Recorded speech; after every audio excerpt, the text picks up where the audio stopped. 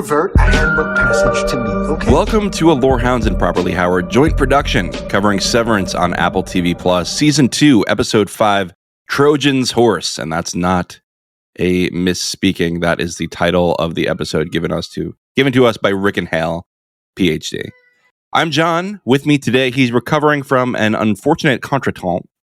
Anthony. Hello. He's a contributing journalist to the Bullshit Gazette, Steve. You betcha. And he put the dick in contradiction, David. John, I'll have you know that my affection index on this podcast is in the high 60s. We'll see what the Apple reviews say on that. David, can you give us the quick housekeeping? Don't forget to check out Stephen Anthony's unauthorized erotic entanglement, known as Properly Howard. Who wrote this script? I didn't read it at the time. Who wrote it? Yes, check out Properly Howard. They just finished their A Few Good Films series, and the new series is in the kitchen being mixed up as we talk. You can get ad-free versions of this podcast without a subscription by spending $5 on a season pass. Links in the show notes below. Included in the season's pass, as well available for regular subscribers, is our Supply Closet bonus episodes. I've had a couple of conversations with Nicole from Nevermind the Music about psychology, one with Mark from Nevermind also about the music of the show. Anthony, you've got one in the pipeline. It should be out in early next week. Mm-hmm. With talking to a philosopher and ethicist, Jason Eberl. And we have more plans in the works for various conversations. If you're interested in talking about the show in a little bit more real-time fashion, head over to our Discord. We've got a special channel set up there with all of the different episodes siloed so that, sorry to cross over, so that we can, manage and maintain the integrity of the conversation. If you want to send in feedback, please use the email address, severance@thelorehounds.com. Nancy, our hand of the pod, will be happy to collate your submissions. We take voicemails as well as emails. And please remember to like, rate, and review the podcast. It's a busy podcast market out there. There's a lot of coverage. And even the reviews and even just a few words does help our standings in the horse race that is the modern landscape of podcasting. It is very easy to get people to review when they're mad at us. For example, we got a couple negative reviews this week about one of us calling Irv Burt. They were not happy about that. They'll dock a few points for that. Mm-hmm. But it's harder to get people to say nice things in reviews. So if you are feeling like you're liking this podcast, I hope that you'll go down to the Apple Podcast and write it. Enragement equals engagement, and we'd like to alter that. And keep in mind, all of you who are going out of your way to give us negative reviews, chances are you've actually gone through and like, ooh, I made a typo in my review. I'm going to go quick, delete that, and then change it. We're doing this right now. So just keep in mind, you can change your Irvings to Bert and vice versa when you're leaving a review. But when we're out here, doing the Lord's work, it's going to get messy. We're going to call Helena. And if you must leave a negative review, would you please use the phrase Swedish horseshit in the review? Please. That's fair enough. That's a fair request. All right, let's move into hot takes. Let's get right into it. Please try to enjoy each hot take equally and not show preference for any above the others. Anthony, what's your hot take on this week? I need more Ragabi. I get a little bit of. I feel like Ragabi is sort of the central. She sort of is the gatekeeper of the mystery box, and I got a little bit of Ragabi this episode, and I'm quite enjoying the fact that Mark doesn't quite like her living in his. Those two are kind of an odd couple. And I'm here for it. I'd like to see more of that. You could edit it as a sitcom, right? If you really wanted to. Here we're sort of near the end. We've almost got 2 full hours of screen time. We're just now seeing the consequence of reintegration.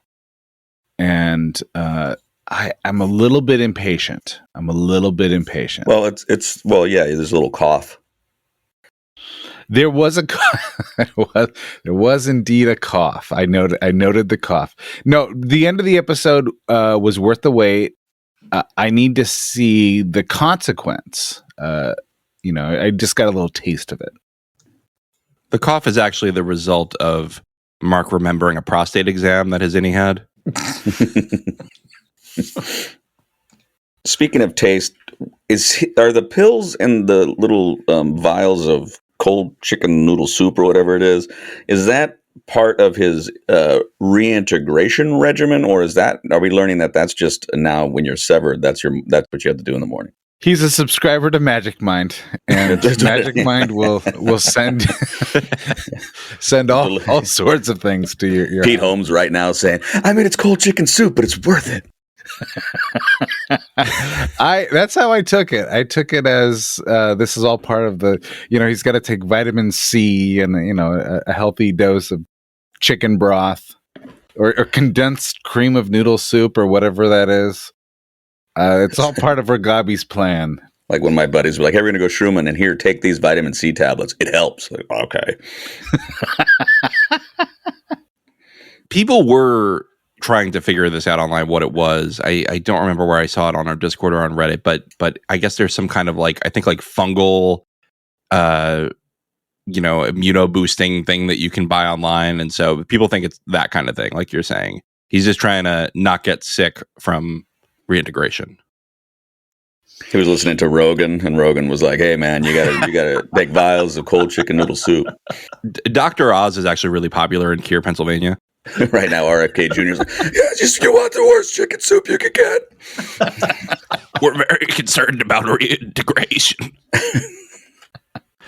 So, Steve, you're talkative today. What's your hot take? I just caffeinated. So I'm wondering.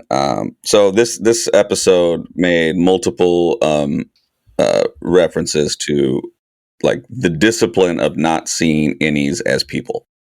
Right. So Helena says they're animals, just straight out. Drummond and Miss Wong. Miss Wong as well says, be treating them like people, and then Mr. Drummond. I don't know why that makes me laugh every time, but Mr. Drummond is like telling Seth, let's not lose sight of who they really are, or what their purpose is, right? And so, obviously there's this discipline, and I wonder if and two times it was mentioned to chastise Milchek. Is Milchek going to be an ally at some point? I'm wondering, because it seems as though his everything he's doing is becoming more and more with clenched teeth and more with the sense of discipline and purpose. But the fact that he sort of broke that with Natalie, trying to find a human connection, right? Like that's kind of what it seemed like. Like, hey, if anybody could relate to me, it's got to be you, right? But there's really no indication other than the fact that she's just, I don't know, she's given no indication that she's someone you could trust to be human, because she always is just a sounding board for the board, it seems. But he did try to take that moment, and so it looks like he's searching for humanity. And I wonder if these are little clues that maybe at some point this will break, right? He's doing the like to pull the reins, so to speak. It feels less strategic and more of lashing out. So I'm wondering if there's going to come a point where he will be an ally. I don't know. Maybe that's too hot a take, or I think I've been on this one for a while. I like this. I think that they're trying to do something different with Milchek this season, and I think by the end of this season or early next, he will be disillusioned enough with the organization that he'll do something that is a little bit counterproductive to their great agenda. Yeah, maybe he's natural at that. He's constantly undermining their agenda accidentally. Right. Yeah, and maybe less so because he feels empathy for these well, he says workers. he's not Miss Cobell in his review. That's true. I mean, he's still pretty horrible. I mean, it'll take a lot for him to convert, I think. Yeah. I don't know that it convert to their side, maybe not, but like to convert anti-Lumen, I think that could work. Yeah. I could see that going quicker. Well, let's go deeper into Milchick lore later. David, give us your hot take. I'm really upset at this episode because I was very excited to see Miss Wong play her theremin. Are you and Mark gonna have a whole eulogy note for the theremin now? Half of a note. Yeah, it was really, she got going and I was like, oh, and then Milchick cut her off and I was just pissed. Anyway, the episode I thought was really interesting because there wasn't a lot of action, but a lot happened in this episode. And I noticed there's a whole bunch of contextual questions that were answered. Some of it was the Lumen attitude towards innies, but at the same time, that asked another question: is what is their purpose and true nature? But anyway, we learned that Bert got fired, not Irv, but Bert. We learned that reintegration is a process, not a single treatment. We learned about the Ortbo logistics. It was a weekend thing, and it was planned and managed. We learned that Keir Egan had ether factories. I thought that was an interesting line. I was like, wait a minute, what? And then we, the importance. I think the Ortbo was all about, giving Mark an engagement with Heliar so that he could finish this thing, which is the greatest moment is going to be the greatest moment in human history. So we got all of these answers, but it also set up more questions. So it was, for a mid-season episode, it did a nice job of wrapping up the first part of the season in some ways, and yet setting this up for the backside. Yeah, and I think and it answered the Bert following Irv thing too, right? Yes, it did. Yeah, so that way we know, Yeah. like, okay, because we're like, well, what was their conversation? Like, okay, it sort of filled that blank in really well. Yep. They just have such great chemistry together, Yeah. You're definitely right about the no action, but I think this episode has tons of conflict. Yes. Yeah. I think toward the beginning of the season, we're thinking, the gang's back together. This is great. And then it's sort of like, they're kind of at odds, I mean, both Miss Wong and Mark Dylan throw punches. Yeah, Mark is not really into Heliar as much. Doesn't know if he can trust. Dylan's disillusioned. He's off on his own program now. Even Rickon and Devin seem to be at odds. Yep. Mark and Devin even at the higher ups at Lumen, they do not. They're not playing well in the same sandbox. So there's a ton of conflict here, and you almost feel like if our protagonists are going to get anywhere, they're going to have to join forces. And at this point, Irv isn't even on the floor anymore. But you did get a little promise of maybe Bert and Irv back together. So right. there was another little bit of potential throuple sugar happening. yeah, that's right. Like a little bit of sugar with the usual salt. With the salt. Yeah. And that's where I was saying that this episode is subtle because it sets up a lot of tension, and it answers questions. It sets up tension and sets it up. We're at the halfway point, right? And I really feel like this one did a lot to sort of catapult the next half, I think. Exactly. And I think it's a necessary episode after one that was so deep into a place we didn't think we were going to go. And with the result, we didn't really feel like how does this complicate things? And so I think this one does a really good job. Again, pacing is so key on this episode or this show entirely. And this one was probably the most accelerated episode in a while, and still super effective to not resolve a bunch, to leave you in a place of tension in a different way than like when Irv is getting, basically eliminated. Like that's a huge tension moment, right? But in this case, it's just like, okay, we get the final shot of like, okay, reintegration, a glimpse, but like you said, all those different conflicts is creating a level of tension that none of it got resolved, and it's all just there. And I find myself very edgy on this episode. It's almost like the show is treating us like adults. I know, right? A few quick call outs on production side stuff. The sound design again is excellent. There's a scene I'll call out a little bit later. with it. There wasn't anything extraordinary in this one, but just the background sounds are so good. I have to call out the lighting. The use of silhouettes, the use of Rembrandt lighting. There was a scene of Milchick and Mark in the elevator where Milchick crosses a line literally and conversationally when he steps into Mark. So there's a panel split in the elevator and the two of them are facing off, and then Milchick steps over that line to deliver the line about Helena Egan.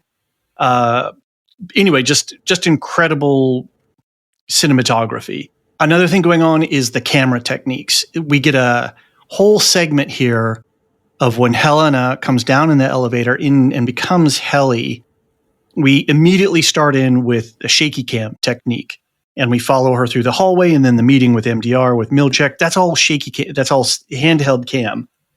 And in addition to that, in that same scene, in terms of sound design, if you listen, it sounds like a ticking clock. Yeah. All right. And then later on, we bring that theme back because what does Rickon say? He's like, the clock on the wall. Oh, nice one. Oh, good is pull. there, and it should make you happy. Yeah. It's not your slave. It's, whatever. And so I like the sound design on that in that particular scene. Good call. Another thing which I think they might have been doing with the shaky cam is if you're really zoomed in, those small movements will become exaggerated. So I think they were using some long zooms with some of those close-ups over the shoulder shots and stuff like that. Then there was another one where they're going into their tri-station, their tri-workstation, and they use this counter-circling technique. So as the actors are moving one direction, the camera is moving opposite to them. And it creates this incredible dynamic of energy and tension. And then they flip to this overhead shot to show us the 3 setup, it was just exquisite. And then there's another one where the camera is doing a dolly moving forward down the hallway while Wong and Milchick are walking towards us on the camera, which mirrors the whole rack zoom thing, what they do in the elevator. And so it's just the technique. And then the Rembrandt lighting, it's just phenomenal. And then the last thing I'll call out from the production side is there's a scene of Mark and Helly in the bathroom. And she's in frame twice, once in the mirror and then once herself. And then Mark's right in the middle. And it was like, boom, right? Is that Helly or Helena? And Mark is in the middle and he doesn't know. An absolutely perfect way to do visual storytelling that really emphasizes the point of the whole innie-outie conflict and dynamic. And then there was another reflection scene in the boardroom when Helena is there. No, I'm sorry. Is it... It was when, was it Helena? Yeah, I think it was with Helena. Yeah, that's right. No, or was it with Milchick? There's a reflection on the ceiling, and then there's a reflection on the wall, and then there's the windows on the outside, and then there's a reflection on the table. So we get vertical reflection as well as a horizontal reflection. Super great. And then the last thing I'll mention just from a topical standpoint, which is I thought was really interesting, and Steve, you mentioned this briefly, which is how the show brushes past this question of race in the American workplace with this conversation with Milchick and Natalie, or Nat, as I like to call her. And I just think it's such an interesting thing that they're bringing that topic in around everything else and then having this conversation with these 2 Black actors who are in this workplace and all of that. So I don't know what's going on there, but that's twice now that they've brought that topic in to the forefront. Yeah, and I just did not expect that with this show, and so it just adds just another layer of richness that I think is again going back to some of the things we talked about with the history of race and different cults and religions. I think it's very appropriate to sort of tackle that because it does seem like the show is tackling a lot of whether it's like I said, whether we're talking cults, whether we're talking religions, whether we're talking some sort of secret societies. I mean, there's something to be said for all these elements, and they're not leaving any of those details unchecked. Yeah, and it's a tricky topic to address, from the production standpoint, and then to do it in this really subtle way. But not subtle. I don't know how to describe it. No, exactly. It's it's like going back to that same statement. We're being treated like adults. Yeah. It's like you get it, right? I mean, it's like, and so almost whenever the show sometimes does explain something, I'm like, you didn't have to do that.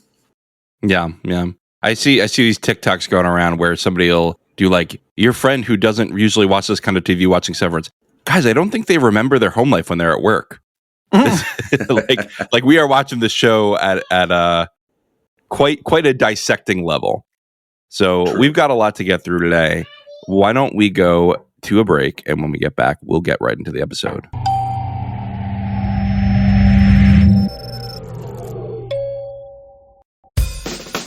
Think of a song you really love. Don't you want to know why you love it so much? Well, we can't answer that. No, but we can deep dive into it anyway. Unless we get too sidetracked. We're the Nevermind the Music podcast. One musician and one psychologist talking about iconic songs, the musical tricks that blow our minds, and what they show us about our minds. Join us each week as we pick apart everything from TLC to Weezer, and from Billie Eilish to Bruno Mars, with plenty of distractions in between. Check out Nevermind the Music, wherever you get your podcasts. John has had to step away briefly. Oh, I was going to make up some sort of joke. Anybody got a good joke to excuse John's absence? Well, he has to tend to his calamitous Ortbo. So let's start with the cold open and this issue of the exports hall. And of course, there's been a lot of conversation in the cultural conversation about the wreck of the Edmund Fitzgerald and when that is going to make its an appearance. And we got it here. So Steve or Anthony, what did you guys make of this scene? Wonderfully shot in terms of not wanting to reveal the face of the actor. Right. And, made me think like, is this someone I'm going to know in terms of like, is this a famous actor? Or I was thinking, is this someone who I might recognize from the outside world, Right? who has an any personality. So I love that. Dentistry. Yeah. What do we work? What are we doing with dentistry?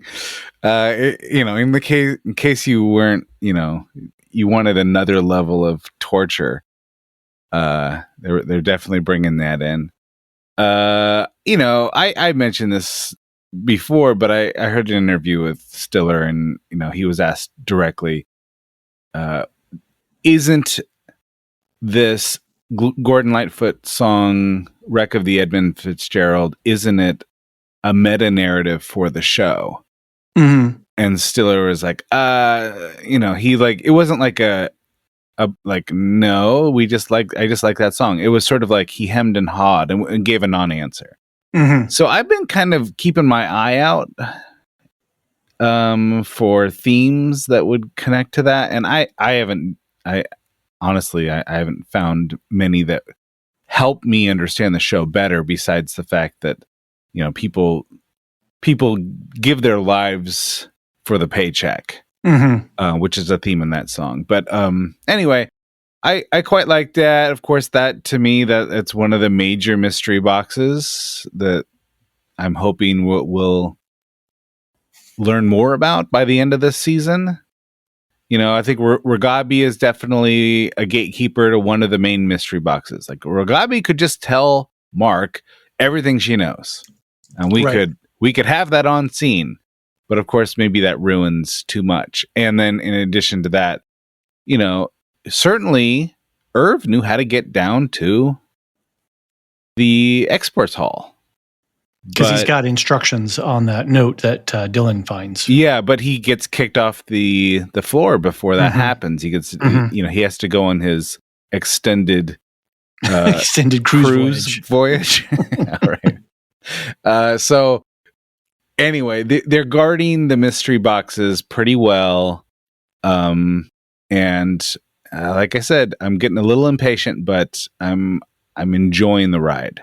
This is point. Like the second mystery man that we've had. I don't know. It's the same guy that we saw over Mark's shoulder in the hallway in episode 1, but this is the second time that we've had a intentionally hidden face, Obscured face. Yeah. obscured face. Yeah. Yeah. And I don't know if either of you read from with Felicia and then the other woman that was there. I couldn't tell if they were obviously being deferential to this guy, but were they? I almost read like they were a little bit afraid of him. Yeah, I caught they were at least at minimum they seemed anxious. Like it seems like when he comes up to do his thing, it's never good, right? So what we know about this guy, the only thing we know about him is that he's now the guy that does the thing in lieu of them going to it themselves. Which also, so rewatching. I mean, that's obviously the elevator to the testing floor. But they don't refer to it as that.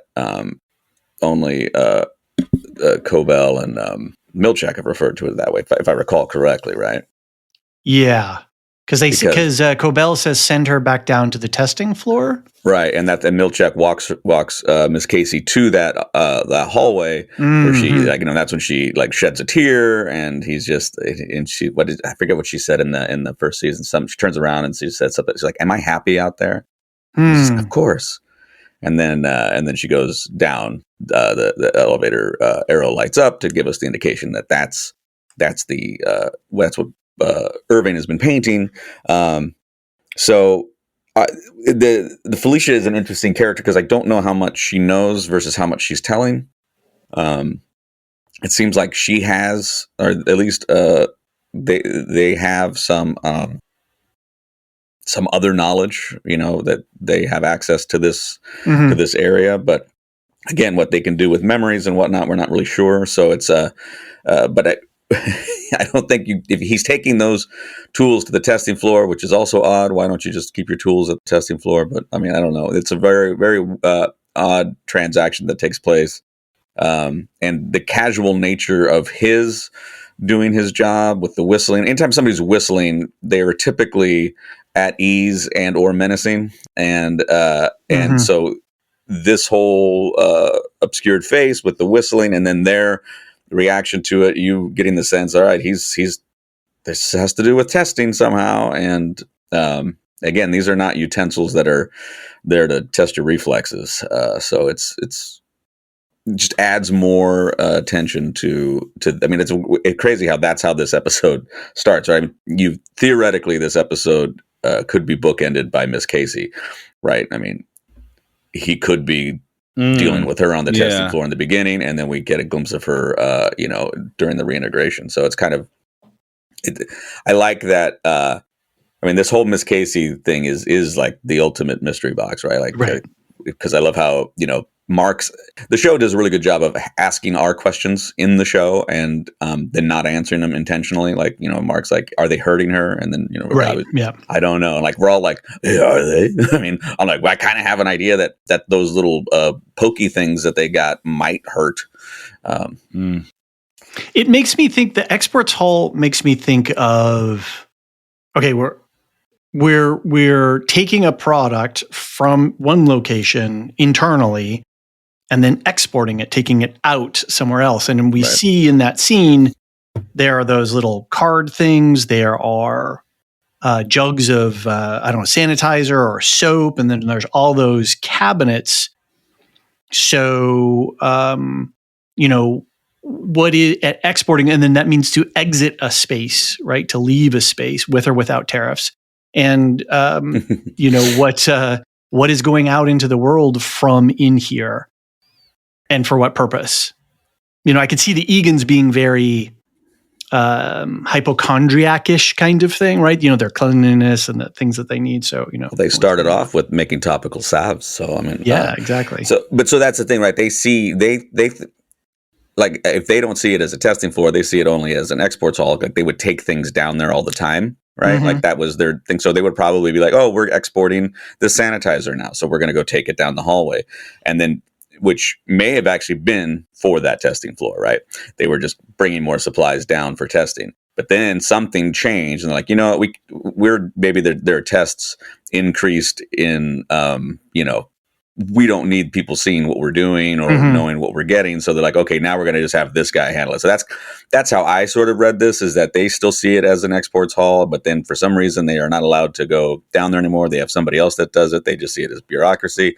But from a Lumen perspective, it's like, all right, we're upping the ante. They're not just bringing down sanitizers and things of that nature. We're going to bring down, actual tools of dissection or whatever it might be, because again, the concept of testing floor and export hall, it could mean something else, right? I mean, they actually could be synonymous in a weird way. Like the testing that they're doing actually is causing some level of export, but that's not how they're going to word it for the innies.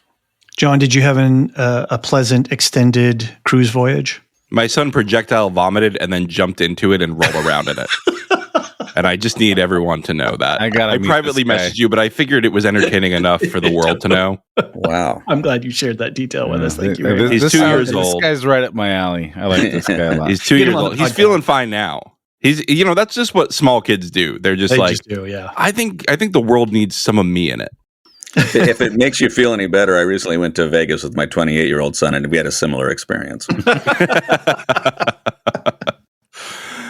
Okay. Last note about this guy: he had a black key card when he went into the elevator. So let's go on to Helly's return, because I don't feel like figuring out where you all were at in that last discussion. Helly's return after the board decides they can't take further risks without Helena. Helly R returns to the severed floor. Irving has been fired, leaving Mark and Dylan suspicious of Helly's identity. Rainy Mark seems to have given up on having autonomy against the all-powerful Lumen, and Helly tells him to stop being a dick. Mark insists on continuing work. I like when she first comes out of the elevator, or I guess when she first registers her innie persona, she hunches a little bit. It sort of gives you a sense of she's almost feral in that moment, like a scared animal. What's going to happen next? And that's certainly not something Helena would do. I was going to mention that the acting that Britt Lauer does is so amazing. Her physical performance of being Helena and then converting to Helly, and it's that hunched over. And when you hunch over, one of the things that you're doing is you're protecting your core, right? You're protecting your gut a little bit. And then she's walking forward with this shoulder thing with her fists balled up, right? So there's a lot of tension there. She is very uncomfortable. And her eyes are sort of darting around, surveying for, what some danger. And then, of course, she's the last thing she expects is waiting for her in Miss Wong. Well, keep in mind that her last experience was getting pulled out of water, being drowned, and then all of a sudden now she's in an elevator. Well, somebody edited the last season experience with that. So she got tackled by Natalie, immediately wakes up to be drowned, and then is in the elevator facing a child. Yeah. Miss Wong, I don't know, maybe this is the design of it, but you feel a little bit you might feel weirded out that it's a child, but you don't feel threatened. I don't know about physically. Unless they're projectile vomiting and then running to you for a hug. No, but I guess I was just thinking, if it was me and I went down to the floor and there's someone I never met before, I would immediately feel threatened. Oh no, who are you and what are you going to do to me? But if it's a child, I'm a little bit weirded out, but I'm not I'm a little thinking bit I could take him. Yeah, right. At least this person isn't going to menace me. Even though there's that menacing painting in the background of Miss Wong. Yeah. It's psychologically it's horrible, but I don't know. Maybe she's designed to be disarming. We had an email come in from Karen E. And for the emails now, I think I'm going to be pulling relevant parts from them. There is a point that Karen E comes up with, which is Mark was essentially raped by Helena. Yeah. Mm-hmm. And he's not happy about that. Helena almost died, so she's not happy about that. can this relationship even be healed between Heli R and Mark? Like Mark is like partly not him. He's two people now in one. He's becoming two people in one. And then you have Heli, who he hasn't even seen her in however many days.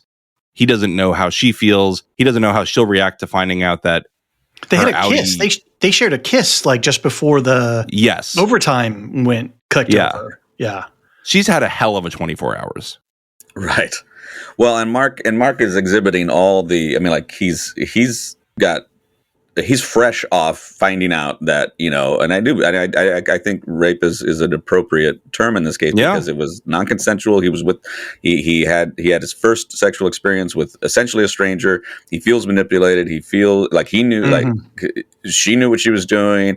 So he sees the perpetrator's face now, whether it's somebody else or not, it's impossible to shake that, right? I mean, there's no therapy, or there's not even wellness sessions anymore in there, right? So he just goes from that experience to learning about this is not who I thought it was to, okay, well, now I'm supposed to just go right back into this.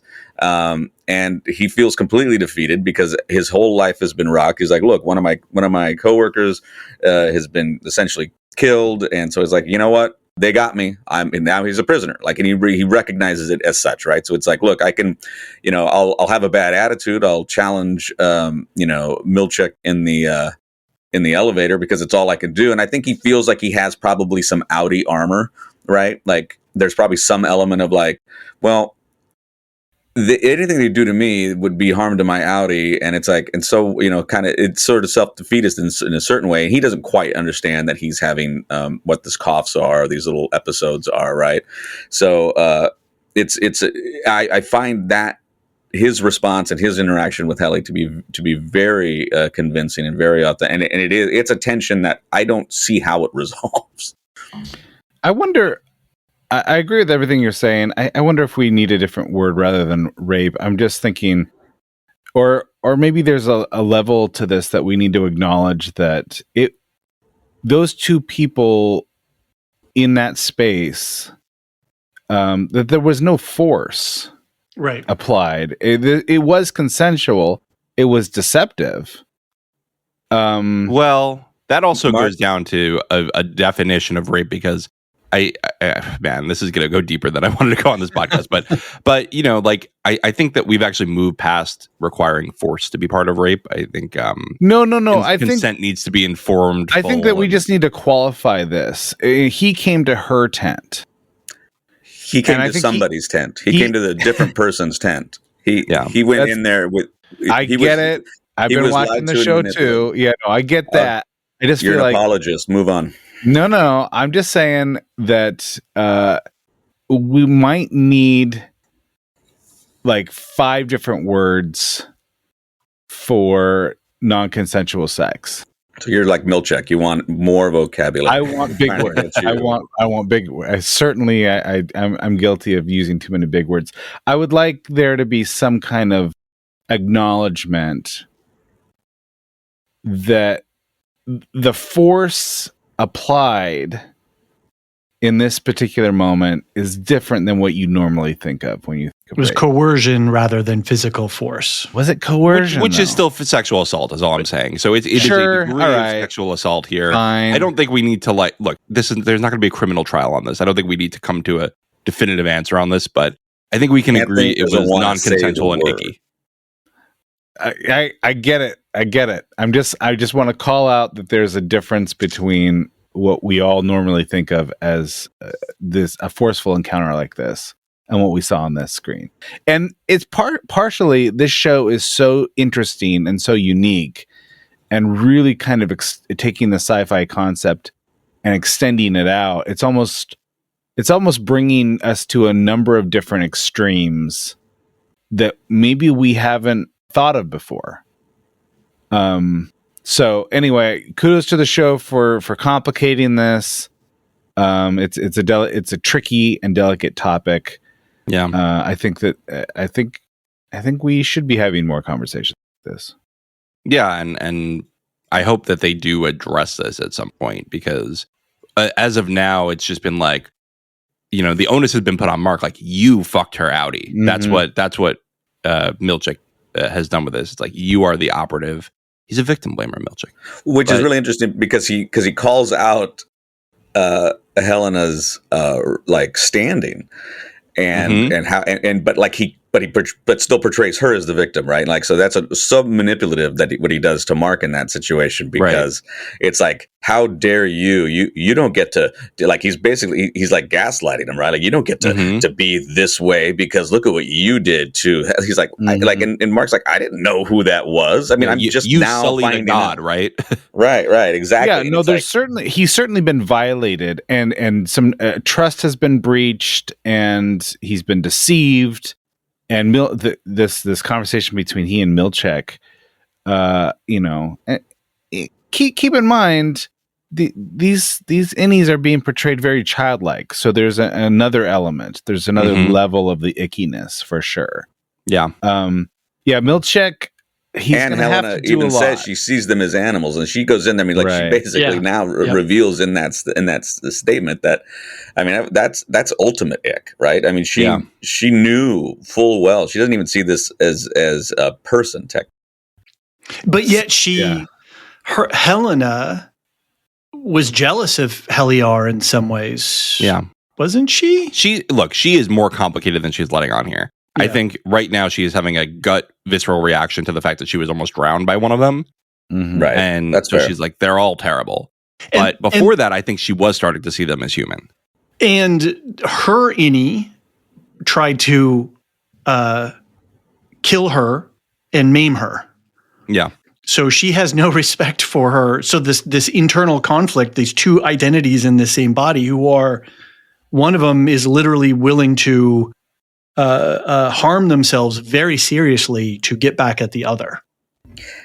Yeah, I wonder too like to your point about Helena, kind of reacting and calling them animals because of what just happened. I mean, there could be an element too of where she's trying to also sell the reason to get back. Maybe she does want to go back.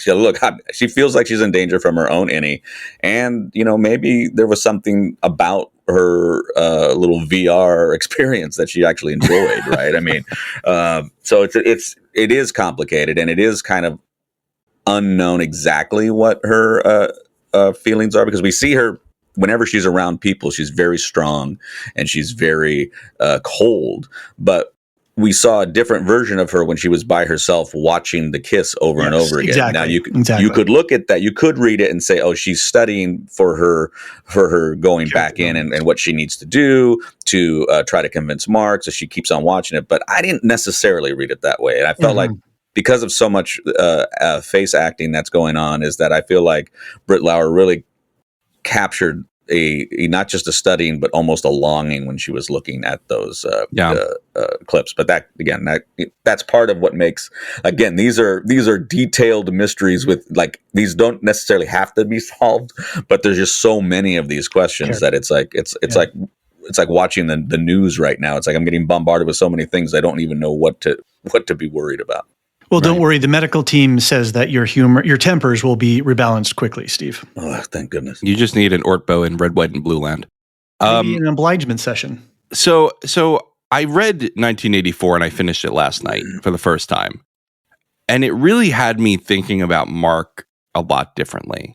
And I wanted to sort of talk about Mark's being a dick and being dismissive and sort of bowing down to the authoritarianism. And there's this idea in 1984. I don't want to spoil it entirely, but I am going to get a little bit into spoilers. So if you want to skip forward a little bit, go ahead. But this idea of, like, we don't want to defeat you. We don't want to have you be a martyr. We need you to be a true believer. Like, we don't want you to do this out of hatred. We want you to actually love Big Brother. We want you to love the fact that you're doing everything for this authoritarian regime. And I feel like that's where they're at with Mark. Like, they want him to be doing Cold Harbor out of love. And so they're trying to, like, give him the perks. And that's what Milchick has been doing. This idea of, like, I'm going to make you love Lumen so that you do your work.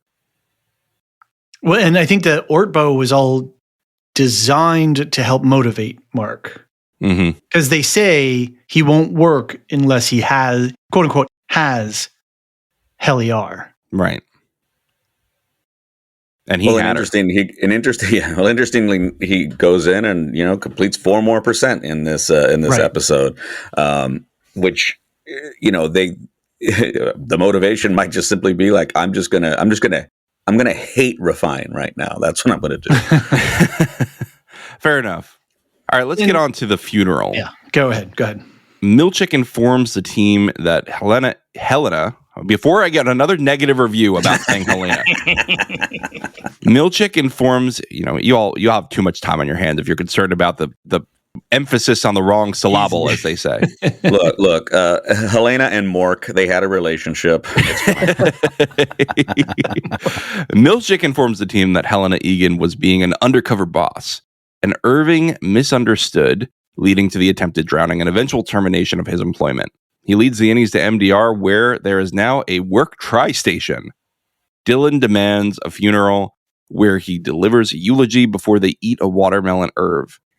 After everyone else leaves, Dylan looks behind the hang in there poster and finds a note from Irv containing directions to the exports hall.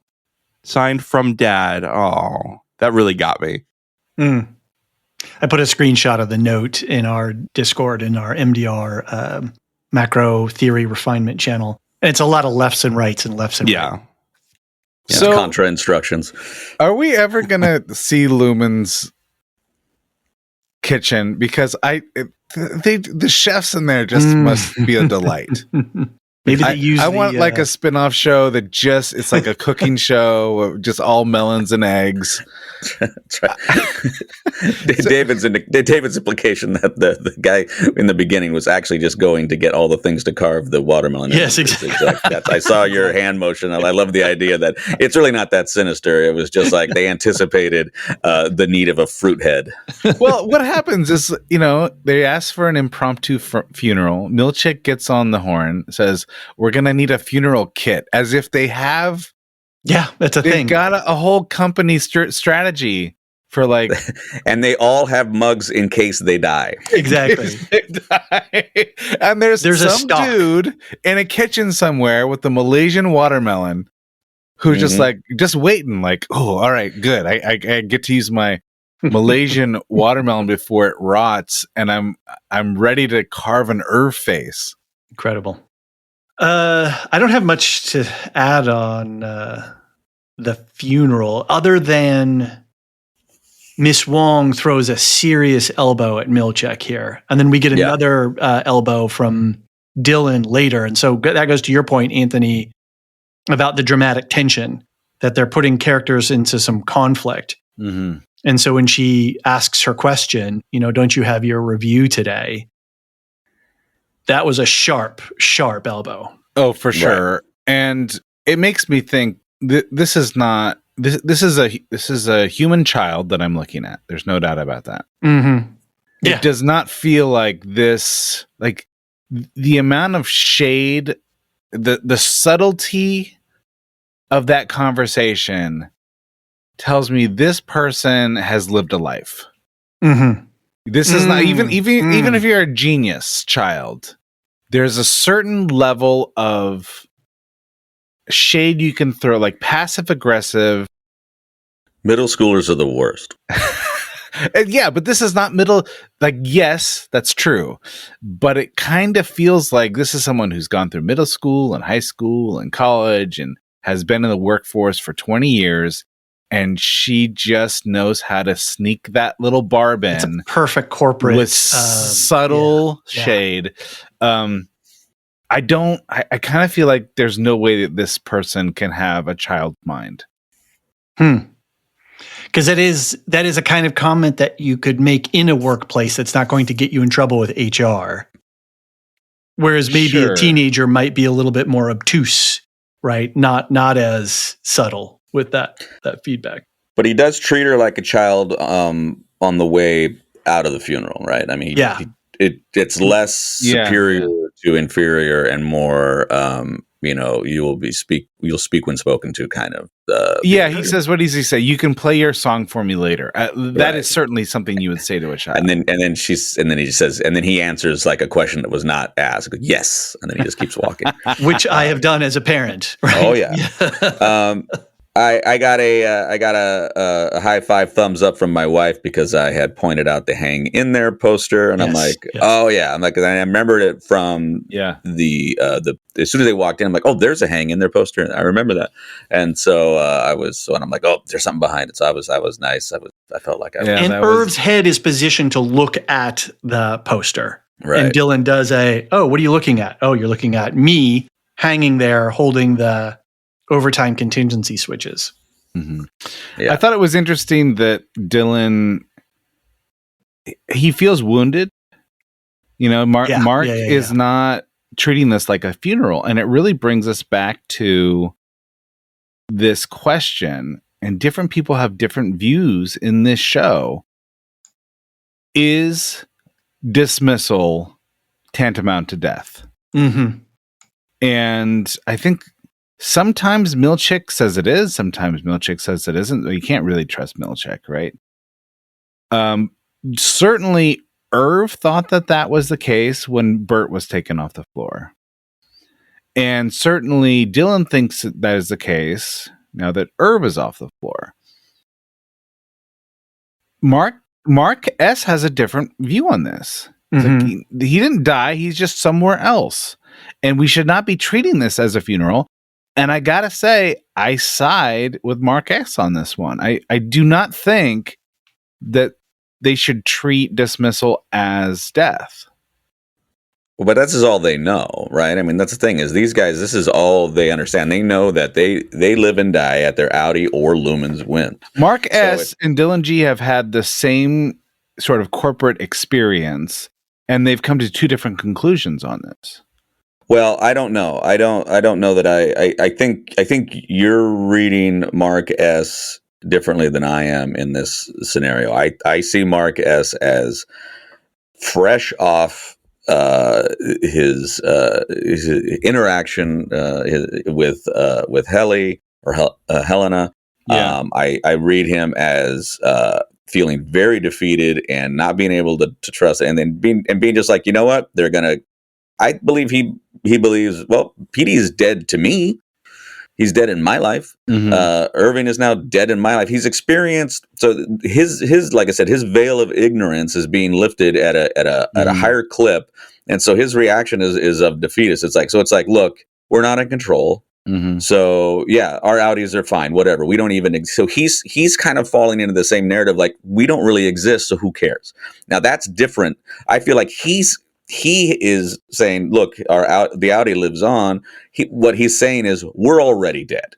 I feel like that's a defeatist response, not a response of logic. Like, hey, you know what? It's all right because our Audi lives on. He knows that his consciousness is more or less manufactured at the whims of somebody else. Mm. So when he says, "Oh, my Audi lives," I think what he's saying is we're already in hell. We're dead. So whether we live or die in our own minds doesn't matter.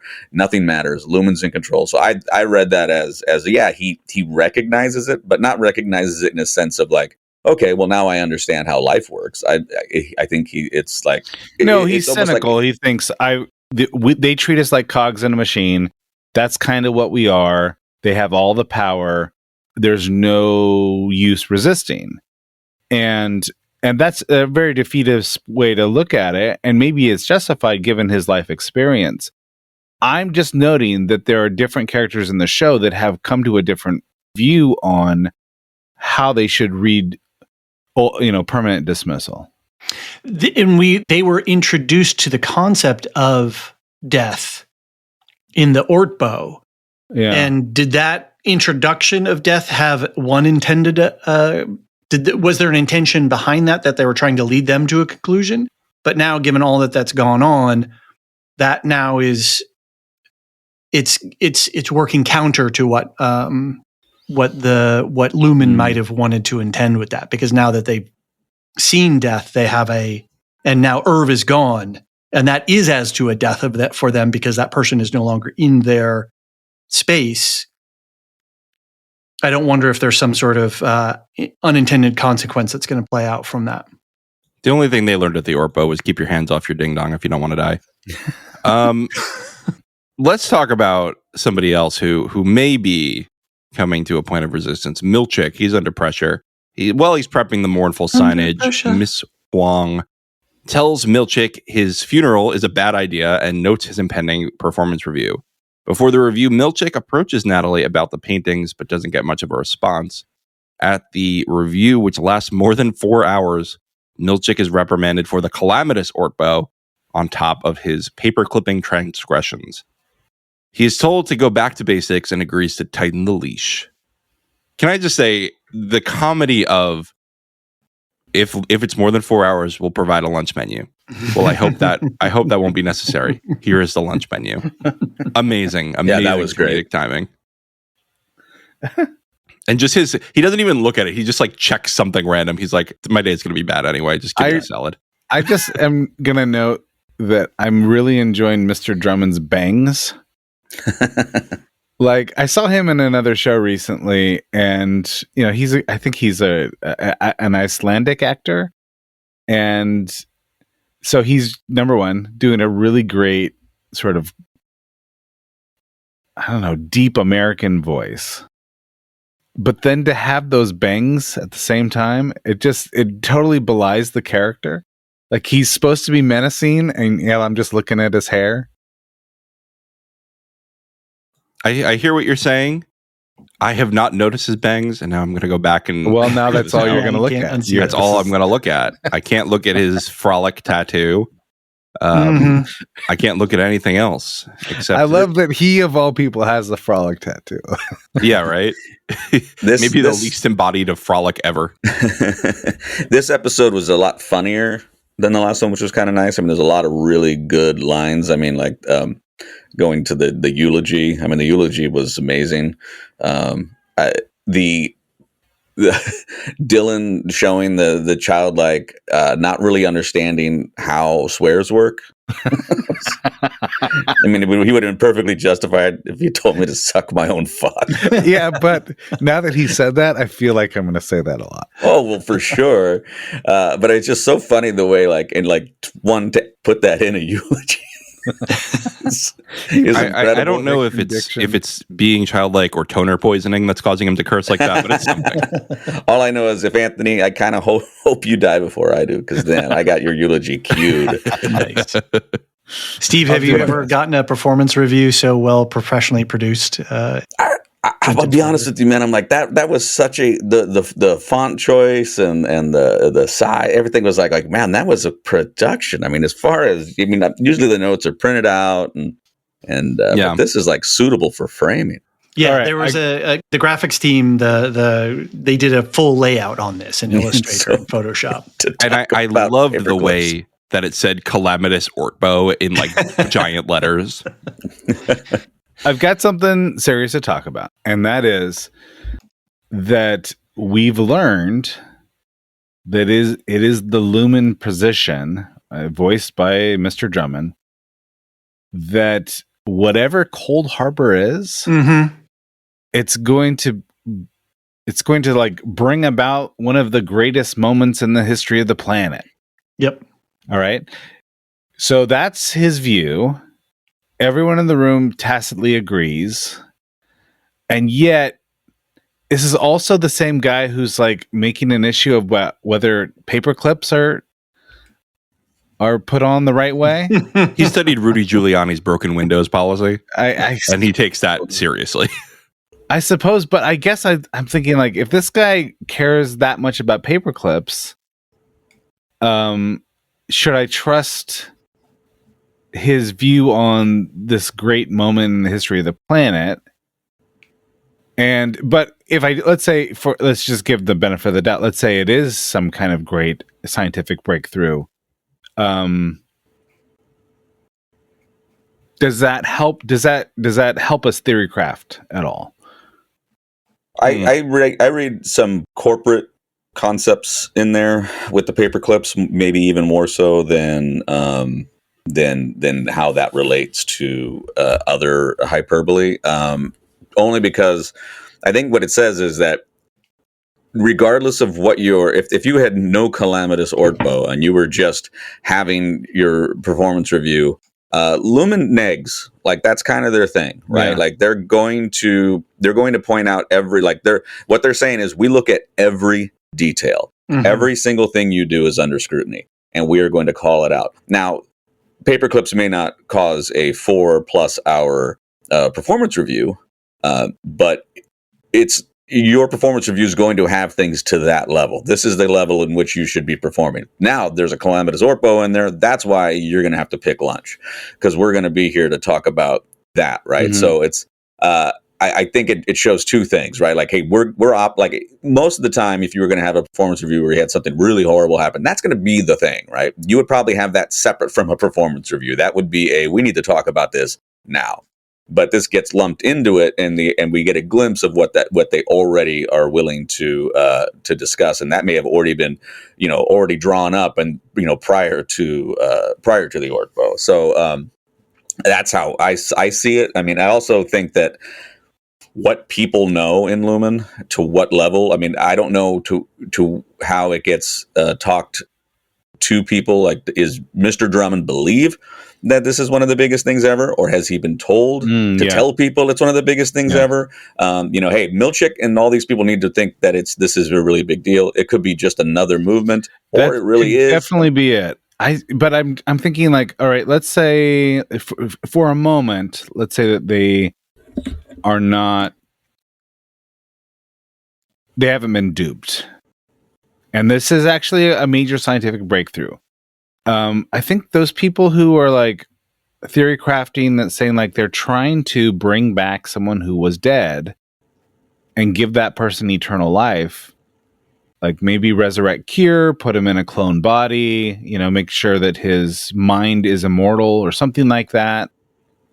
I think that this helps us. I think that there's some kind of major scientific breakthrough related to immortality that they're hoping to achieve, I think. We had Hibbers on the Discord suggesting it could be like Neuralink. Does everybody know what Neuralink is? This is the company trying to put an iPhone in your head, essentially. Oh, yeah. That's what Hibbers says it is. Interesting. And remember, just really quick, Mark W., played by Bob Balaban in episode 1, he says we were shit. We never completed a file. Right. And so the whole company, well, not the whole company, a big chunk of the company of top tier leadership. Well, they never met quota, actually. I just want to correct you on quota. that. Yeah, good point. Good point. That's a good correction. We don't want to get called out again. No, but please email us and just mention that we could have done that better. About 6 times, please. Why Mark, and why is Drummond and Natalie and Cobell and Milchick and Helena all like turning their world upside down to be able to create a containment context for Mark to be able to complete Cold Harbor. Is he the only one that can do it? And this is again where this mystery of like the mystery box of what the F is Mark about? Right. Why Mark? Yeah, Duve71 thinks this is like Matrix, the one kind of thing. We've got the White Rabbit kind of thing, which is parallel with the Matrix. Could the entire Severance universe be severed, and he's just got some like weird connection to this? I wonder if it's something like because this is sort of a lineage connected show, a lineage connected cult. I wonder if Mark is like a descendant of Kier. Or maybe Mark is he's a version of a clone of Kier. Yeah, that's kind of where I've been wondering because lineage does seem to matter. So there has to be, I mean, I don't know if it has to be, but it does feel like that's a direction that we're going. And again, understanding what Kier exactly looks like. I mean, we've seen some canonical versions. It doesn't really matter what his race is, right? So yeah, that's because I think and that makes me also wonder, like, okay, are there multiple departments that are also working on something that are the greatest things that ever could happen to the planet? Is this entire thing is entire Lumen office all moving towards Mark's goal? Like, is it all somehow connected? Mm-hmm. But I mean, it's global. Like, why is this particular one? My guess is perhaps that throughout all of these, they were waiting to find the Mark S, and Mark S happens to be here, right? They've all of these different sections across the globe are trying to complete something, and they haven't found the one. But then here comes Mark, and but it has to reason, do with Miss Casey, or at least they're dropping a lot of hints about Miss Casey's relevance to Mark and the Cold Harbor file, right? Mm-hmm. So, Now, something else that's been floated. I know Karen E wrote in on the email. Is Kobelvig going to be brought back to replace Milchick? Because he's fucking up a lot. And Kobelvig kept saying he can't do it. Mm-hmm. He's not competent enough to handle this. You need me. I wonder if the board's going to start listening. Yeah, and give him another chance, though. Well, I mean, he's had a few chances now. But Drummond seemed happy that he said he's tightening the leash. Like, he smiled in an encouraging way. Mm-hmm. Yeah, but those bangs, can you trust him? Well, and Milchick is doing a good job of, like I said, clenching his teeth and being the good soldier, right? Mm-hmm. And I mean, persevering. Right, and they just went through a shakeup, so maybe, and you see this sometimes with again, putting my corporate hat on, where something goes awry and they move on from a leader, and the organization needs to look like they know what they're doing, so if they promote or replace. I've sat through I had a place where the VP was let go for differing opinions with the CEO, so they brought in another guy, and this guy was 1,000 times worse, and they hung on to him for the longest time, trying to get him on board and trying to help kind of coach him along and do all this stuff, because they're like, we can't go through another VP in this short amount of time. So sometimes corporations will stick to it to give the illusion that they know what they're doing, because their hires are a reflection, right? Right. One more little bit on this, and I don't know how much this influenced the idea of the show. I'd be interested to hear Erickson talk about this, but I would just rewatch Office Space, and I noted that the company is called Initech, and it's spelled I-N-I, like Innie. All right, and then what happens is this worker bee goes to this wellness session, or he goes to a hypnotist basically, and he asks, "Is there any way for you to just make me forget everything at work and make me think I went fishing or something?" So I wonder if there isn't a little, and I was just thinking about like the paper clips and the TSB reports, in that way, sort of. Like you said, negging, Steve. I wonder if there's a little bit of this show that's in conversation with Office Space. I could see that. Yeah, I've not seen Office Space. Now I got to go watch that so I can stop thinking about 1984. You will not regret it. It stands the test of time. Okay, Yeah, it's been a while since I watched that. All right, let's take a quick break before we get back to the show.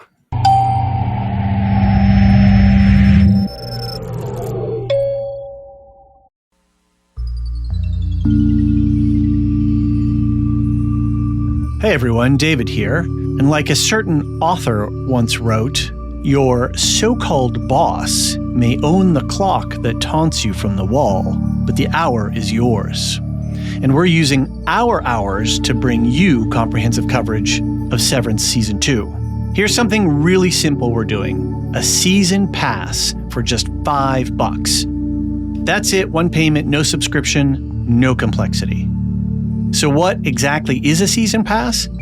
It's a dedicated ad-free feed that gives you permanent access to all of our weekly episodes for Season 2, our exclusive Supply Closet bonus series, and Steve and Anthony's complete Season 1 rewatch. In our Supply Closet episodes so far, we've had fascinating conversations with the team from Nevermind the Music. Mark broke down the 4 signature chords of the main musical theme and how they connect to the show's themes, while Nicole has explored the neuroscience behind different types of memory, where personality lives in the brain, as well as brainwave oscillations and reintegration. We've got more exciting conversations planned, and we'll be announcing those soon. Look, we know everyone's dealing with subscription fatigue these days. That's why we made this super straightforward. $5, one time, everything's included. 2 clicks, and you're done. And while we can't promise you any goats, we can promise all of our episodes will leave you feeling just as refreshed as any wellness session. Head over to lorehoundsnetwork.supercast.com to get your season pass. You can also find the link in our show notes below. Need help? Visit us at lorehounds.com and use our contact page. And remember, should you find yourself questioning which version of you is listening to this podcast, that is the version that needs to listen most.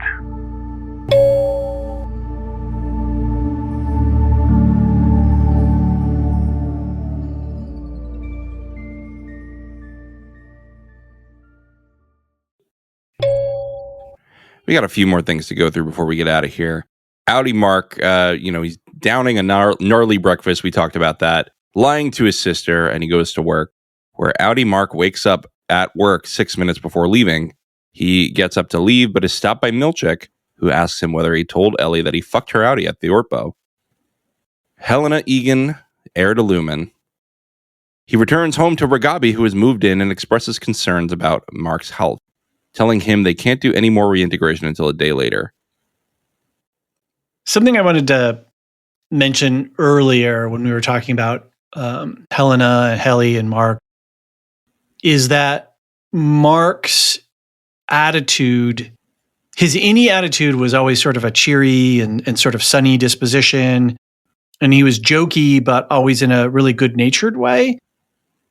And then Helly in this episode says, quit being a dick, because he's just being so snide and jaded. And obviously his innie has been traumatized to some degree and pushed back. And so he's, at the same time that his memory reintegration process is occurring, his innie personality is shifting more and more towards his outie personality, where we see him, he's very sarcastic when he's talking with Devin, and he has a bit of a jaded attitude about life in general. And he was just seeing his innie work as just being a thing that could sort of help him get through his grief. But his innie's attitude is now evolving more towards his outie's attitude. If that makes sense. Yeah, and I wonder how much of that is reintegration and how much of that is dealing with recent trauma. Exactly. Exactly. Or both, right? Like, yeah. and how either may inform the other, right? Yep. And I think that's that's an important note, because the tone shift for him, and especially because I think the reason why they just followed him is because he was a really good leader. Like, he cared about all of them. He had empathy. He was also good at his job for the most part, and he wanted to do well, and he was always looking to be better. Mm-hmm. So the idea that he's so jaded or disillusioned or traumatized, whatever, all of those things, his response, like, the worst thing you can do, like, everyone looking for leadership, and the leader's like, it's all bullshit, I'm not doing it. Like, then what do you do then? So now they're all trying to kind of rally him back, but now they're just like, they don't know how to do that. So it is an interesting change for him, and that adds tension, right? That adds conflict, almost like, and we see all these conflicts with people in the show, but it almost adds conflict for us as a viewer, because we're kind of like, we want to root for him to lead this group, but now it's going to be that much harder. So there's a tension that we sort of feel in how the show is going to progress. Interesting. On go ahead. On Helly, since we've been talking about her relationship with Mark, I just wanted to say that Anthony did successfully go to response out of Aaron, who had been telling us that Helena was not down there. So here we go. Lorehounds and Properly Howard team. I just wanted to take a quick minute to respond to my call out on last week's pod, keeping in mind Anthony's 30-second apology limit. While I am not authorized by the board to issue an admission of guilt, I have been given express permission to give you all a $25 gift card to Pip's Bar and Grill. I'd also like to issue a reminder that reintegration is not possible. See you all at the next Barovian Broadcasting Ortbo. Well played. I Well can't played. wait. Can't wait to use my Pips gift card. We should just hold our Ortbo at Pips. I think that's a right. requirement. That's right. Hire out Pips. Well, do a lock in or something. One of those private parties at a restaurant. Are we to believe that there's more reintegration that has happened besides Mark and Petey? Ragabi's deny certainly it. treating this. Ragabi seems to be treating this as, I'm the person that knows how to do this. I might be the only person that knows how to do it, because there's no like map for me. I'm kind of I have to make this up as I go along. I don't know if this has been done before. Well, Mark asks, or like she makes a comment, and I forget exactly what it was, but she makes a comment that suggests that this is what you do, and he's like, well, what are you? But you've only done this one other time. Like her phrasing suggests that like there's like this is protocol. Oh, this is procedure. I just kind of read that as he calls her out and says, but I thought you only did this one other time, or something along those lines, and then she kind of brushes it off, Right. And it sort of leads to the question of, because Irving's out, he knows that there is a hallway that he is trying to get that message to his innie.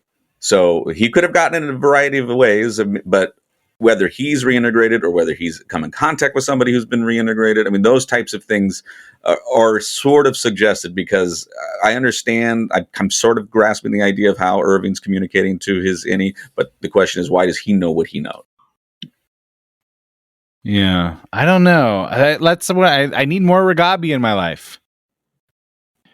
Yeah, Agreed. and I don't think Irving is reintegrated yet, but I could see him getting reintegrated by Ragabi. I do want to point out Ragabi finds Gemma, quote unquote, Gemma's ashes. Simon B had written in an email, we heard Gemma's body was burnt, and we weren't sure if Mark was referring to a cremation or the accident itself. And now I'm wondering if this is what he meant the whole time. So maybe he did see a body that looked like her. And that's even more like, what the fuck is happening? Right. I thought on the reintegration stuff, Ragabi was looking for pressure points. So we saw the knitting yarn. We saw that necklace for a brief second, which is, I did a screen cap of it. It's hard to make out what's on that little circlet thing. Nicole, in one of our bonus episodes where she and I talked about the tempers of Keir relative to modern psychological Big Five personality type theory. And she pointed out that Miss Casey had a candle, which is also a candle that Mark had in his basement in one of the boxes. But anyway, I was wondering if the eggnog was also something because he says, it must be out of season. Like, why would she try to get him to get eggnog? And then I was wondering, did she die around Christmas time? That seems to be in my head. And maybe the eggnog is just another pressure point. Well, this is another example of a Lumen technician using external stimuli to do some kind of mind experiment, right? Like the candle is supposed to bring us a sense of visual and odor sensation that probably triggers certain memories that they're studying. And you could probably say the same thing about Gemma's necklace or the flavor of eggnog. There's a number of different senses that are being exploited here. Right. And there's someone else who wants to tickle our senses with his lovely prose, with his colloquialisms, as Milchick probably would put. And that's Rickon. And Rickon is planning to sell out to Lumen while Devin is starting to push back. It's not a sellout. It's a Trojan's horse. The possessive is really fun on that one. Did any of you read Rickon's 39-page excerpt of his book? I listened to about half the audio. I haven't gone back around to it yet. But I listened to the whole thing. It is the actor, by the way. The actor does great. the audiobook. They actually professionally produced this. This isn't some sort of side thing that they did. They actually had him in a proper sound studio and they produced it like a proper audiobook. So, and there is a whole excerpt, and I guess spoilers for the UUR if you haven't read it and you want to read it. There's a whole excerpt where Rickon he gives Mark and Gemma pseudonyms of Nan and Flip for Mark, but it's like obvious it's them. And he recounts a tale where he's in Mark's basement trying to get back a tape of him like performing some kind of musical thing because he's like, well, Gemma liked it, but you don't like it. And Gemma used to say that you two listened to it together, and Mark's like denying that he threw it out, and they get into a whole fight where Mark says, listen, yeah, we used to listen to it. We used to laugh at you, and everybody else laughs at you every time you leave a room. And they have like a whole falling out, and he's like, I could sue Mark for throwing out that tape. And I just want to point out that like there is some kind of darker side to this Rickon thing. Yeah. I was just looking at the 9 core principles of Keir, which are vision, verve, wit, cheer, humility, benevolence, nimbleness, probity, and wiles. Because I was thinking about Milchick, and was he, if they're giving him a second chance, what corporate core values is he demonstrating? Anyway, on the Severance wiki, which is sort of my go-to source, they have somebody screen captured the core principles that were framed in needlepoint in Cobell's home, in Harmony's home. And the last line, the 10th line of this needlepoint is, I was me till you gave me you. And I'm like, oh, isn't that interesting that that Rickon is demonstrating sort of a natural preponderance for Keir-like philosophies. And so they could see, I could see how corporate-wise they could say, oh, we could easily hijack this, right? We could easily fold this into our value set and use it for our tools. Or he's working out some kind of subconscious experience he's had with Lumen. Mm-hmm. In the same way that Irv is painting his subconscious, maybe Rickon has been severed at some point, and the UUR was sort of his creative outlet for that. But what's interesting is Rickon has a whole backstory about his birth in the book. Yes. Apparently his birth was performance art in Oregon. John, did you listen to the last episode? No, not the whole thing. Okay, because did you recount this whole thing? I riff on, yeah. Okay, well then I don't have to do this, and of course then from that his parents were then later arrested for holding an actual gun at an actual bank at gunpoint as another performance art. So he's been through it. Is the Hump point? Dumpster. So maybe Cold Harbor is all about Mark getting Rickon back to Lumen, right? So Rickon's really the whole point here because now he's starting to write this book, and Mark is now 80+% along the way, and so it's not about Mark at all. It's been about Rickon is really the key. He's Dieter. That's right. Rickon is Dieter. He's Dieter. Well, and in the audiobook, Rickon had a mythical brother of some kind, which was Art, as opposed to Dieter, which is something else. Yeah, and Simon B did write in, and I actually wanted to pose this to Anthony. This is said, as you suggested, Dieter might be a metaphor for the aspects of himself that Keir is trying to edit out.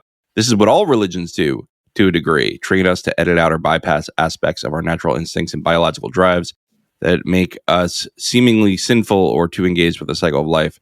Perhaps Severance is an attempt to achieve the same goal by different means. And I feel like that's a good question for Anthony. I don't know enough about all religions. Yeah, it's quite the premise, isn't broadly.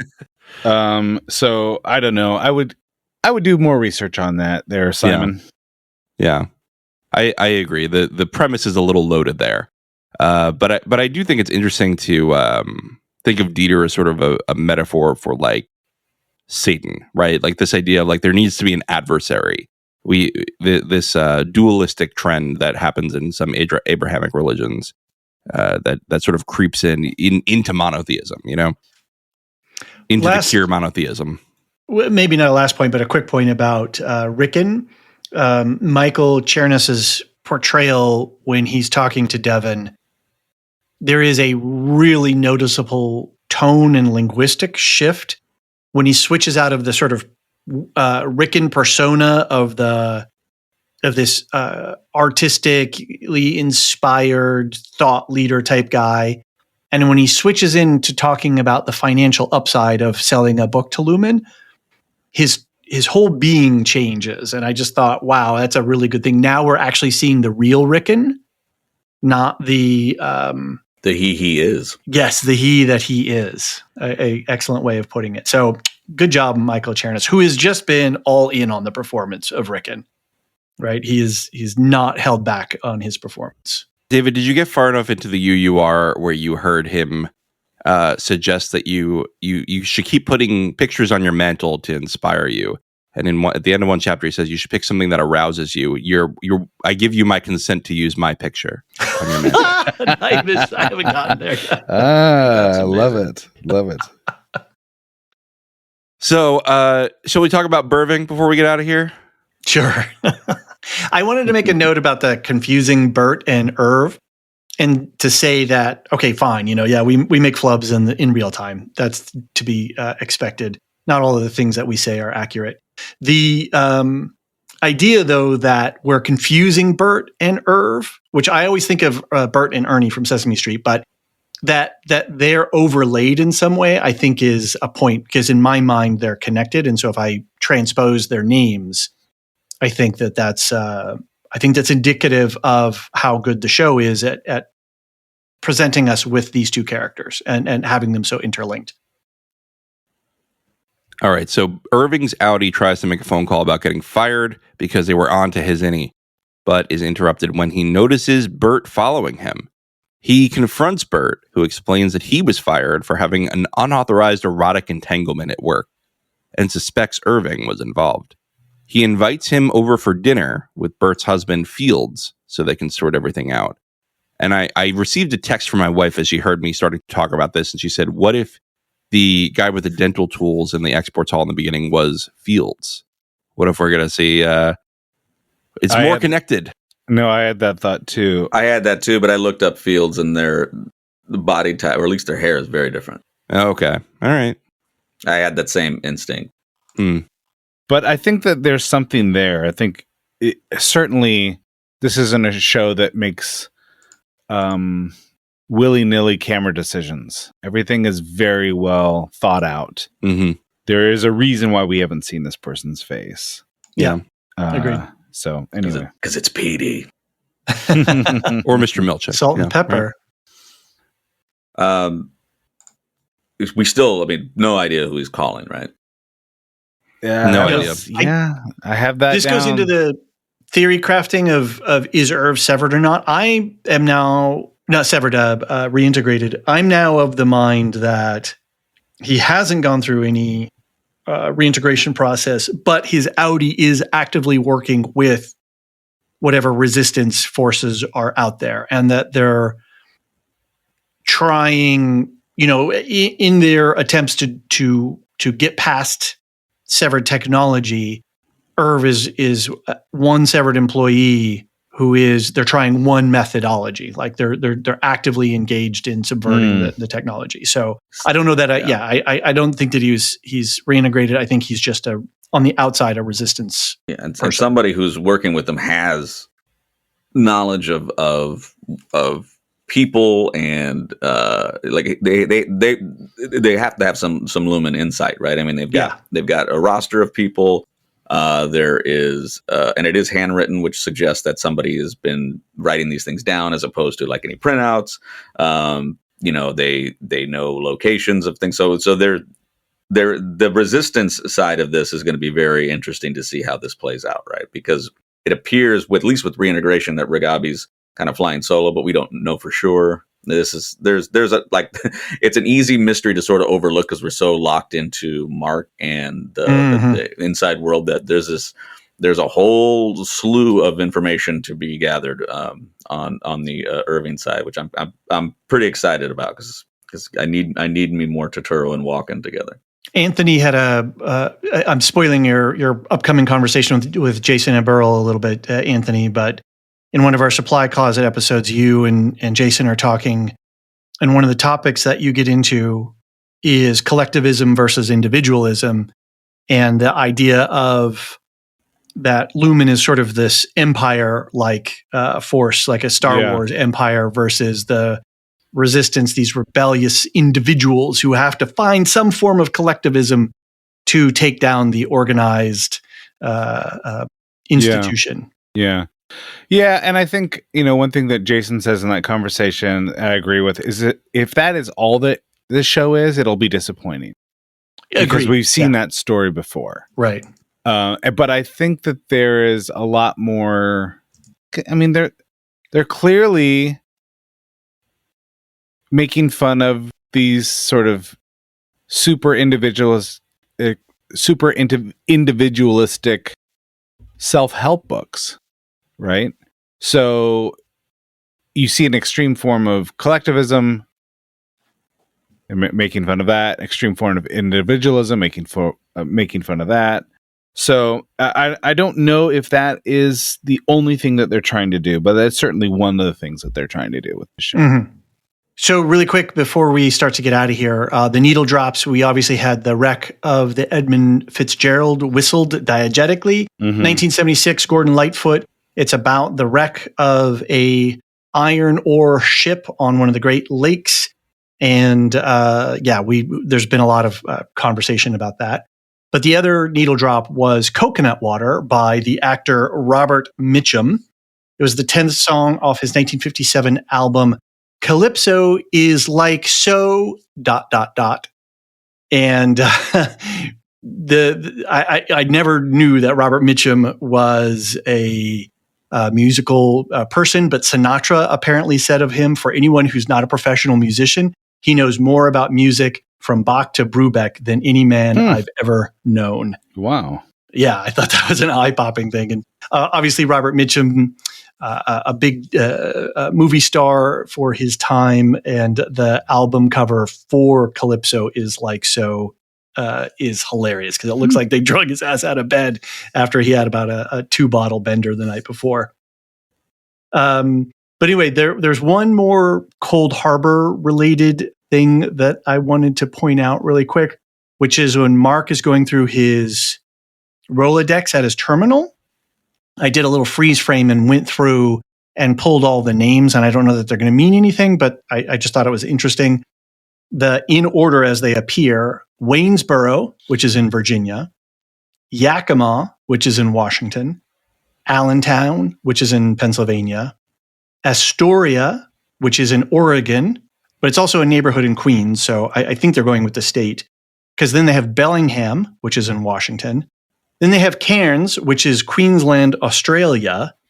Then I don't know that I'm going to be able to pronounce this correctly. Chicxulub, which is the impact crater in the Yucatan Peninsula in the Gulf of Mexico. And then I'm not sure I'm going to pronounce this right. It's either a Spanish word or an Italian word, which means heaven or sky, which is Chilio. And then lastly, he comes up onto Cold Harbor, which we've talked about before, is in Hanover County in Virginia. So I was just going to make a note here. My initial thought on Cold Harbor are we dealing with some kind of cryogenic freeze situation? But I don't know if we've talked about that on this. I think I've posited my DNA theory, which I've gone over to death. So Cold Harbor could just mean that's where we keep the body frozen until it's ready to be brought back to life. I kind of feel like I'm starting to lean pretty heavily in this direction. Like feels like they're going to resurrect someone. And I don't know how it relates to Mark or Miss Casey, but greatest event in the history of the planet makes me feel like they're going to try to bring back Cure in some form. So some kind of mind entity. So I guess the Astoria project is just helping people jump the turnstile. But who knows? Who knows? All right. Well, it's been a fun episode, everybody. I want to remind everybody to check out our affiliates, Radioactive Ramblings. You heard from Aaron today. They're doing a bunch of Studio Ghibli stuff. We have Alicia on Will Shift Dust wrapping up Silo, and she's also running our Oscars series on the main Lorehounds feed. You've got Nevermind the Music, doing Grammy stuff, doing personality tests, plenty of stuff over there. Go check that out. Properly Howard, what are you all doing? Nothing at all. All right. We're in between seasons. But you just finished your Few Good Men. We have plans. Very good. Yeah. Just go ahead and look at the old archive. I'm sure you'll benefit greatly from Superman 3 or Howard the Duck, Rocky 4. There's a lot of good stuff over there. Very good. Very good. And of course, on the main Lorehounds feed, we're just getting ready for Wheel of Time. We're going to do a one-shot on the White Lotus, at least, once that's all done. And I was going to talk to you about that, but yeah, we can talk offline. Yeah, we're going to do something on it, probably not a lot. But we'll at least talk about it on air because we did season 2. Anyway. And we've got Last of Us and Andor following those two. Listen, we do so much coverage a week, David. I'm looking like 2 weeks ahead. We're not we're not doing if you want to zone in on something more recent, I just had a conversation with Mark and Nicole on Nevermind the Music about the Saturday Night Live documentary that was produced by Questlove about the music of Saturday Night Live. And so we're going to release the full episode on their feed, and then there'll be a little hot takes teaser on our feed. Very good. Very good. All right, everyone. It's going to be a lot of fun next week. We will see you for more theory crafting then. But for now, stick around to hear a sample of Anthony's conversation with Jason. There's probably some allegory, some allegorical elements here, right? That the writers, there's maybe some kind of overarching moral message. But it's not like, say, for example, with, Star Wars or Lord of the Rings or Star Trek, where it's like, good versus evil and stuff like that. Yeah, I kind of feel like this one does it's playing with a few concepts that we've seen before in sci-fi. Like, if I upload my consciousness into a machine, is that still me? Mm-hmm. Or does that have some kind of continuity with the person I was before? We've seen this in sci-fi before, right? Oh yeah, absolutely. And I dare say that the sort of mainline philosophical view of personhood and personal identity is psychologically based, ever since John Locke in the 17th century. But there are competing theories. There's a theory called animalism that rejects the psychological approach and says, no, what I am essentially this living animal body. Yeah. And I have consciousness and thought, but if that could be encoded and transmitted, it wouldn't be me. It'd be, again, there'd be something, and that something thinks it's me and has my memories, but that wouldn't be me. And we see this in lots of sci-fi, particularly ones that deal with artificial intelligence, with cloning. It's a shot at immortality, right? To be able to continue one's psychology. This podcast is a joint production of the Lorehounds and Properly Howard. Click the link tree in the show notes for links to more podcasts, our Discord server, and ways to support the show. Any opinions stated are ours personally and do not reflect the opinion of or belong to any employers or other entities. Is it the Frank or the beans?